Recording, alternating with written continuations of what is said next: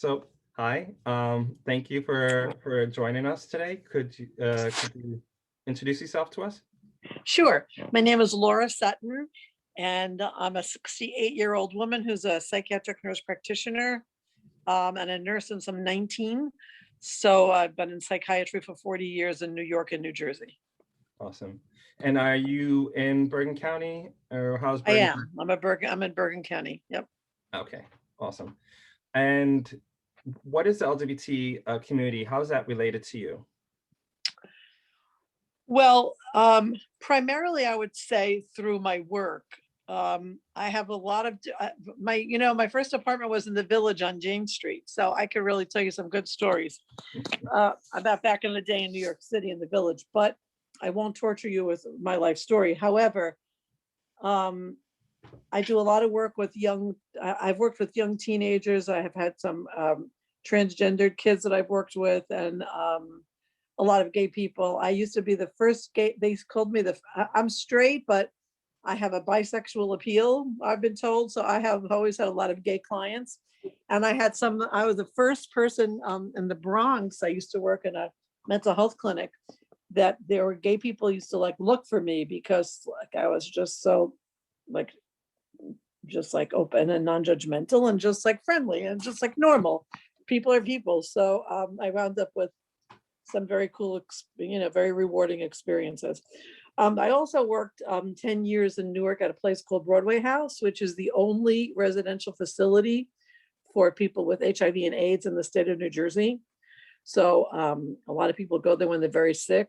And, I've had a lot of work with AIDS and end of life stuff. And so, that's old now, but it's still an important part of the community's history. And, now they have, one pill that you can take prophylactically and live your life. But there was a time when it was really a terrible, scourge, which we know about.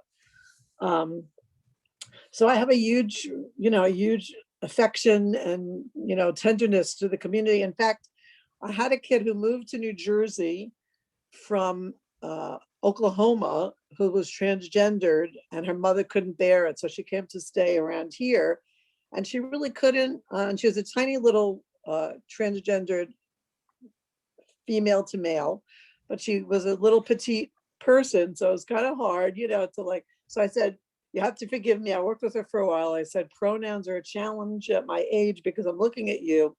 And you used to be like gay, but now you're not gay. Now you're something else. And I have to move on to the new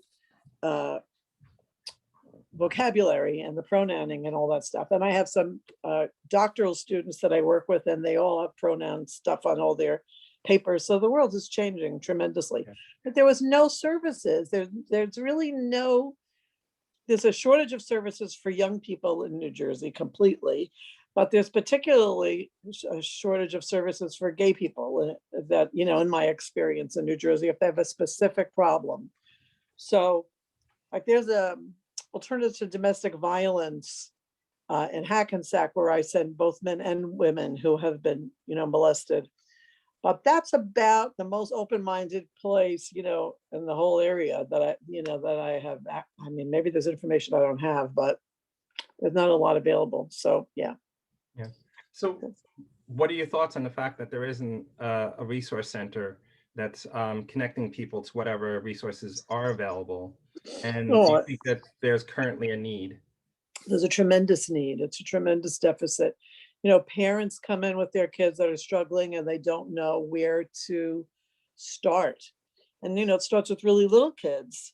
So, for example, I have a daughter who's a school psychologist, and there are little elementary school kids who are clear that they're, in the wrong identity, gender identity. And there's a shortage of services for little kids, and there's a shortage of services for teenagers.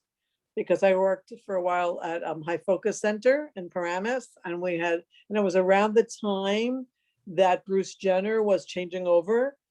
And then there was a huge outpouring of kids who were confused about their gender, and that they were fluid and pansexual, et cetera, et cetera. And they came in, and there was nothing available for them except people that were working there who had different levels of sophistication, or exposure, but there's really no services that are specific for them. So yeah, I think we have a tremendous need out here.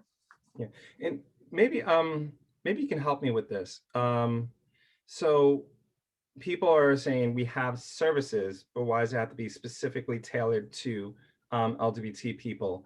And maybe you can make it clear how, if you have someone who is a therapist or a doctor who isn't informed and is going to take care of someone anywhere on the spectrum of LGBT, Mhm. how that could be negatively impacted to the person. Um, you know, help me put Well, words to that. yeah, yeah. So I don't know if I can find the right words, but there are people who have transferential issues. So if you're a therapist or you're a psychiatrist and you have a judgment about something and you go in and you're supposed to be treating a person, but you already have a preconceived idea or a bias, it's going to color that. So even, for example, somebody I knew who was going through tremendous pain from a child through some cancer surgery. I sent it to a child psychiatrist because the parents were desperate to get her some medical marijuana for her pain, let's say. And I sent it to the only child psychiatrist that was in her insurance plan, not knowing that she had such a bias against medical marijuana, and she wouldn't give it to her. So that really was not helpful. That was a waste of their time and money, for example. And so if you have a kid who has some specific issues related to how they're being treated or bullied or, whatever path they want to go down, and you don't have a group of people that are treating the population that have special training and special sensitivity, then you sometimes are setting somebody up for a bad experience rather than a good experience. Yeah. Does that sort of answer it? Yeah, and yeah, so that's exactly what I was hoping to hear is the transference kind of portion of it because Yeah. I work with clients that are sex workers or have addiction or homeless or mental health. So there's a lot of trauma in their Hmm. history. So I have men who have been raped and are Sure. experiencing PTSD from that. Right. And but they're at a point where they're like, I'm lonely, I'm depressed, and I want to have a relationship. I need help, processing that and to talk to someone. And then when you have therapists that refuse to talk about gay sex or gay relationships, and they don't see that that's such a part of this person's life, Right. and they're like, Right. well, I can treat you for PTSD or I can treat you for domestic violence, and that's fine. That should be suffice. And you know, I'm trying to make this, make this clear, saying no, we need people that are empathetic and can talk the talk and understand. You need Right. to be able to express yourself. And not everyone that slaps on an LGBT flag is the best person for the job. You need to have. Right. Right. Right. Well, there should be, it's just shocking because even when you talk about racial, inequities and the lack of information that people have in our country about, systemic racism. I mean, it's shocking. I mean, even me, and I grew up in Washington Heights, and I didn't know certain things. I didn't know about what had happened in Oklahoma, and I thought I was pretty woke. I ain't that Mhm. woke. So, I mean, we're really people are really kind of insulated in their own communities, and so they don't really get the exposure. Yeah. So it would be great to have a program where there was exposure and there were, education that you could be providing also for professional people. Yeah, and that's the idea. If you have a place dedicated, like an NGO that's dedicated just to that specific population and, education and working within the community and helping therapists because, it's the LGBT community does not have a body that's going to be able to sit there and say, this is the standard, and this is what's acceptable and this is what's not acceptable, having language to that and saying, okay, so if you're going to be a therapist, you need to meet these kind of criterias to work with this Right. community. We don't have Right. that for LGBT people. No. And that's very difficult, and it's across the board, not just therapists, but across the board. We don't really Sure. have that.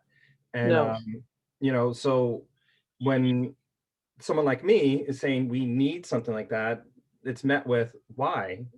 You're a person. You should just be, and I don't always have language as to explain every single discipline, saying how it impacts people, Right, right, right. But it does.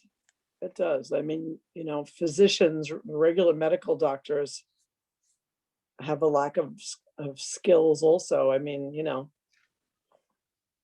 psychiatry is bad enough, but I mean, general medical doctors are really provincial. They tend to be provincial. Yeah. I went to an all-day conference Saturday from NYU Bellevue about psychopharmacology, and they had all old white men, old white straight men presenting all the same old topics that they've been presenting for the last 10 years. So it was pretty disappointing. So anyway, in the evaluation we wrote, how about some diversity? I mean, Yeah. anything. We'll Yeah. take anything. Yeah. Yeah. And it's like, I'm coming from this, from many, this is literally just me creating this. I don't have the sanction from any organization or any board. This is just me and my own Mhm. scheme. So I may be a little bit chaotic in where I'm coming from, but No, I think you're doing a very good thing. I think it's you know, noble and I think it's necessary. I mean, you got to start somewhere. exactly. And that's what I'm trying to do. And trying to demonstrate the complexity of the needs from a community, because it works both ways. Like we have internalized homophobia within the community. We have racism in the LGBT community. We Mhm. have, all sorts of isms within the community itself.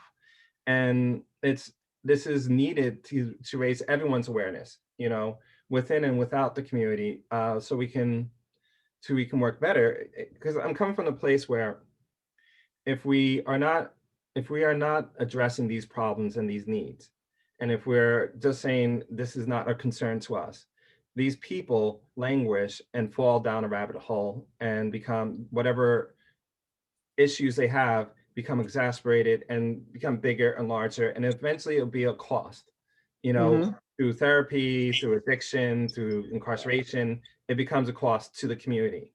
Right. And I really believe that we need to pay attention, because it's to our best to serve this population just like everyone else, so we Right. can be more of a functional population instead of A is that a puppy dysfunctional. dog? That is a puppy dog. That's What Harry. kind of dog do you have there? That's a Harry. He's a poodle. Oh, He's a non-shedding. Wait, and I have Gracie too. Gracie. And my husband. This is this gentleman. This is this gentleman who's a friend of Cindy's, or Cindy referred to us to talk to about the opening up some programs for some gay awareness and all that stuff. Anyway, okay. in, All right. in, in Anyway. my first job, one of my first jobs, I was a dog groomer. That's a huge gay. We used to show dogs. Well, we have some friends. There was a couple of women that were gay that we used to breed dogs with. So I tried to explain to people without, like, how do you say? We used to breed dogs together. Anyway, and that we got into the show world, and the dog show world is a huge gay world. I mean, it's fun as hell. I mean, there's a lot of fun, Mhm. but there's a lot of bias there too, because it's who you know and who your handler is will decide what dog gets put up for championships and things like that. There's a lot of politics, like everything else in the world. So nobody's perfect, I guess, right? No. None of us are perfect. But Yeah. anyway, we get groomed. We have 2 dogs and they're groomed every month. They cost more than I do. So So, anyway, I'd like to leave a little room for you if you have any questions, or if you have anything else you want to add to the story, or if not, that's fine as well. no, I mean, what can I say? I think it's lonely, especially for older gay people, particularly gay. I mean, I know some gay couples, but I know some gay women that are older that are really alone and they don't know where even to go. There's not even like a support group or anything. Like, I don't know. I used to try to help my friend, the nurse. I said, there's got to be a lot of gay nurses. I mean, we all, there's such a huge community, but if you don't really completely come out, you can't really get connected. And there's still such judgments that people will cut you off and they won't invite you to things, and you won't have friends. Like a lot of people are intimidated and they don't understand, they just don't understand that, being gay does not predispose to pedophilia or anything like that. And so people wind up really losing access to more community if they don't. Anyway, I feel very sorry for my friends that are alone. I do try to hook people up, but it's a tough road. Yeah. And that's part of the issues there. People look at this and they think, rightfully so, about the youth, and we have to do something for the youth. But there's, isolation. There's, elderly people having to go back into the closet if they get assisted living situation. Right. So it really touches everyone in the community. And part of this also, which I hope, it's sort of like a match that starts many different fires. Part of it is to break down those stereotypes and those preconceived notions across the board. Because I really believe most people aren't homophobic. I think we have a homophobic culture, and even in Bergen County, which is very liberal and very accepting, we still have these pockets of types of beliefs that we just do. We just naturally act on it, and to challenge that and be like, hey, this is what we actually have, and this is what we're actually experiencing, and to change those perceptions for people is part of this. So if you see an entire 100 or 200 people, and it's from all walks of life and all different economic, mental health, race, diversity, gender, you see all this and you can see, oh, because this is just people, and it touches everyone. You get to that point. And LGBT is not just someone from, the 80s, and a feminine gay male, or from the 70s. I mean? It's that image. It's not the bird. It's not like Kaja Foal. It's not like Kaja Foal. Yeah. And, and we're people, we're just people, and we have diverse needs, and trying to. People love who they love. I mean, that's always what, you can't pick who you love. I mean, you are what you are, and you do what you do, and who cares? I always felt like what people do in the privacy of their own bedroom is really irrelevant. Why would anybody have any judgments about that? Yeah, it's kind of odd, like an odd thing to focus on. It's like, it doesn't impact you. It doesn't, why are they so focused? Why are people so intimidated? Well, because I think gender is fluid, and because I think circumstances create I think everybody has a little of this and a little of that in them. And I think sometimes people get a little intimidated themselves because of their own sexuality. If they, if they see something as a little too, I don't know, erotic, let's face it, things are erotic. All kinds of things are erotic. And so if you're like hanging on by a thread to who your identity, what your identity is, and then you see something that titillates you, then you say like, oh God, am I this? Am I that? Am I flawed? We're all God's children, baby. We're all here to do the best we can while we're on the planet. Exactly. Anyways, why does it say Nick O'Neill on your picture? Is that who That's you my are? Husband. It's he's one. I thought you were Anthony. I'm thinking. Yeah, I am Anthony. He's when I open up the account. And, I got you. That's okay. I can live with that. Whatever. So that was my identity switch. Okay. let me ask you. This is being recorded, and this is eventually going to be. I need a facelift. Tell Nick I need a facelift. You look perfect. Do you give consent to this being recorded and eventually being released? Yeah, but just pick like a something good. Don't make me look like a jerk. Yeah. No. Try to find something where I look a little, a little bit. You can always, if you want the thumbnail, if you have a particular picture, you can always send that to me, and I'm happy to put that as a thumbnail. It's okay. Yeah. And also, at any given time, if you want to have this taken down, I will take it down. Just allow me a few some time, reasonable time to do so. Where are you going to put me? Where are you going to post me? I'm in the gonna put it on museum? I'm gonna put it on a web page, and I'm gonna send you after this. I'll send you the link so you can see it as it's Cool. being developed, and you can always input information or whatever. I welcome any kind of information and feedback.